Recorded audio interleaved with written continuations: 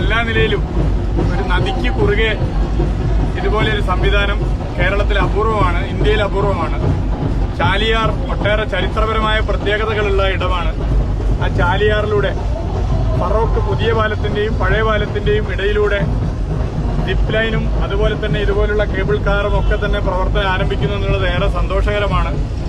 ഇതിനകം തന്നെ ഈ പ്രദേശങ്ങൾ ടൂറിസ്റ്റ് കേന്ദ്രങ്ങളായി മാറിയിട്ടുണ്ട്. ഫറോക്ക് പഴയ പാലം ദീപാലങ്കൃതമായി മാറിയതും പുതിയ പാലം കളർഫുള്ളായി മാറിയതുമൊക്കെ നമ്മൾ കണ്ടതാണ്.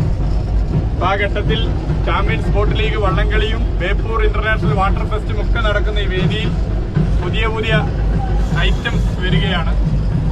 സർക്കാർ സ്വകാര്യ പങ്കാളിത്തത്തോടുകൂടി ടൂറിസ്റ്റ് മേഖലയെ കൂടുതൽ ഉണർവോടുകൂടി മുന്നോട്ട് കൊണ്ടുപോകാനുള്ള ഒരു എളിയ ഇടപെടലാണ്. നല്ല അനുഭവമാണ്. ബാക്കി ഇവർ പറയും.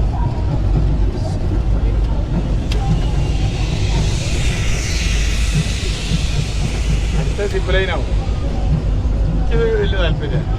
ഫറോക്കിന്റെ ചരിത്രത്തിലെ ഏറ്റവും വലിയ ആഹ്ലാദകരമായ സംഭവമാണ് ഇന്നിവിടെ ഉദ്ഘാടനം ചെയ്തിട്ടുള്ളത്.